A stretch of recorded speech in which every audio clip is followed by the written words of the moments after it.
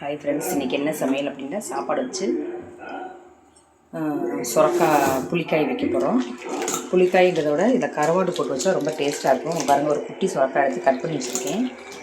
தேவையான பொருள் வெங்காயம், கொஞ்சோன்னு பூண்டு எடுத்து நச்சு வச்சுருக்கேன். 2 பெரிய தக்காளி எடுத்து கட் பண்ணியிருக்கிறேன்.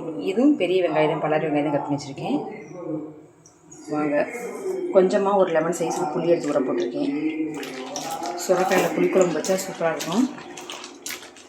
நம்ம அவசரத்துக்கு சிம்பிளாகவும் இருக்கும், ஈஸியாகவும் வச்சிடலாம். அதே சமயம் டேஸ்ட்டாகவும் இருக்கும்.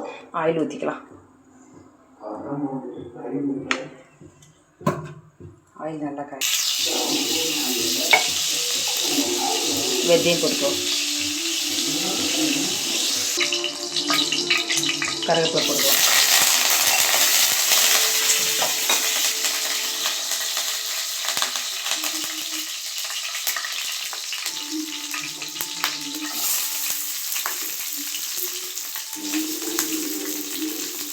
பூண்டு போட்டுக்கலாம்.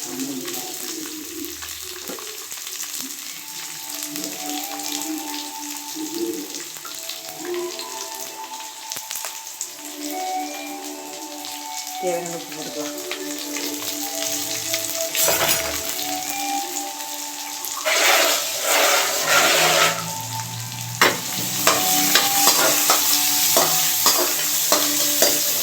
நல்லா வதங்கட்டும்.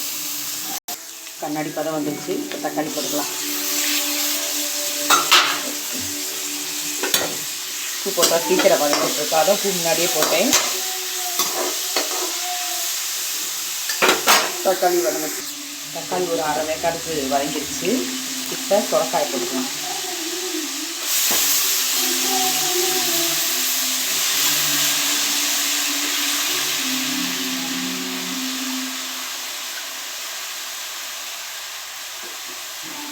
ஏற்கனவே பூ போட்டிருக்கோம், அதனால் அப்புறமா கடைசியாக போட்டுக்கலாம். இப்போ நல்லா வதக்கி விட்டுக்கலாம்.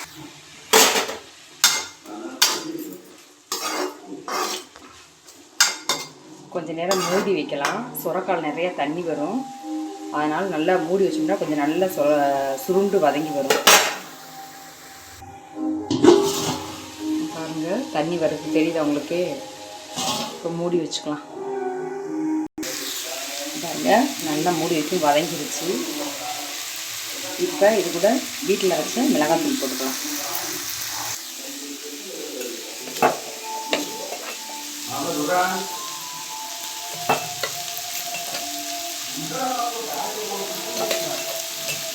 ஒரு 3 ஸ்பூன் போட்டுக்கலாம். இது உரப்பே இருக்காது, அதனால தான் 3 ஸ்பூன் போதும். தேவையான அளவு தண்ணி ஊற்றிக்கலாம்.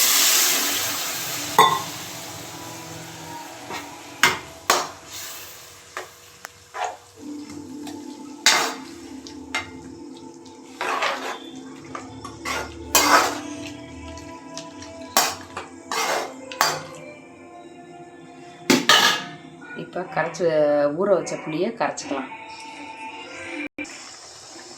புளியை கரைச்சாச்சு, அதை ஊற்றிக்கலாம்.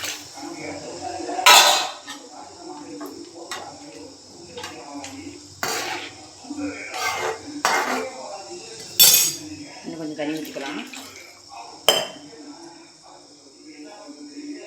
ஏற்கனவே உப்பு போட்டுக்கோம், இன்னும் கொஞ்சம் போட்டுக்கலாம்.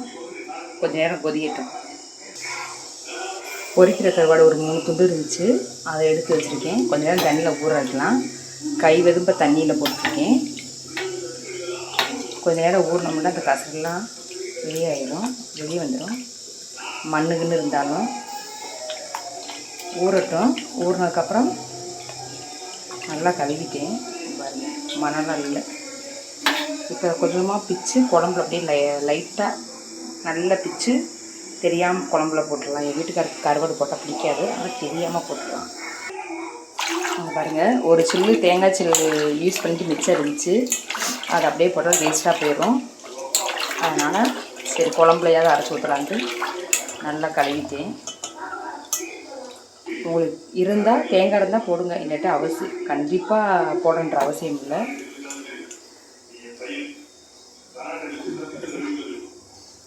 இப்போ இதை அரைச்சிட்டு வந்துடுறேன்.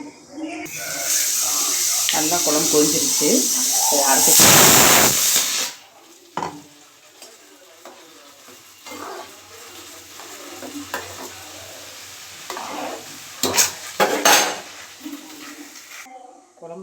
கொதிச்சிருச்சு.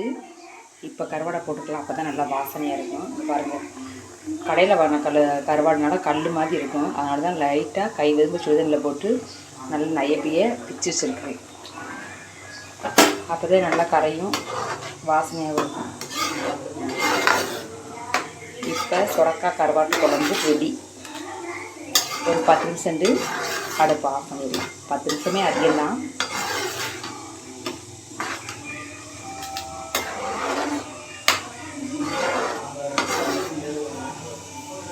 உப்பு உரப்பு எல்லாம் சரியாக இருக்கான்னு பார்த்துக்கலாம்.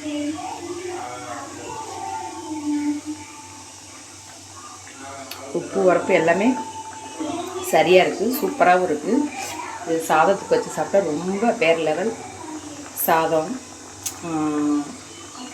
இது அது என்னது, கம்பம், கூழ் வகை எல்லாத்துக்குமே இது நல்லாயிருக்கும். கேப்பக்களி நல்லா கிண்டி அதில் ஊற்றி சாப்பிட்டாலும் டேஸ்ட்டாக இருக்கும். கம்மஞ்சோத்தில் ஊற்றி சாப்பிட்டாலும் நல்லா டேஸ்ட்டாக இருக்கும். அதை விட சாப்பாடுக்கு நல்லாயிருக்கும். இது எல்லாத்துக்குமே நல்லா பெஸ்ட்டாக தான் இருக்கும். ஒரு 5 நிமிஷம் எப்படி இருக்குன்னு காட்டுறேன். கருவாட்டு குழம்பு வீடே மணக்குதுங்க. சுற்றி ஆயில் பிரிஞ்சு வந்துருக்கு பாருங்கள். இப்போ குழம்பு ரெடி ஆகிடுச்சு. அடுப்பு ஆஃப் பண்ணிக்கலாம். ஆஃப் பண்ணியாச்சு. இப்போ சுட சுட சாதத்தில் போட்டு சாப்பிட்டா ரொம்ப டேஸ்ட்டாக இருக்கும். இப்போ நான் சாப்பிட்றதுக்கு லேட் ஆகும். இந்த மாதிரி நீங்களும் வச்சு சாப்பிட்டு எப்படின்னு சொல்லுங்கள். பாய்.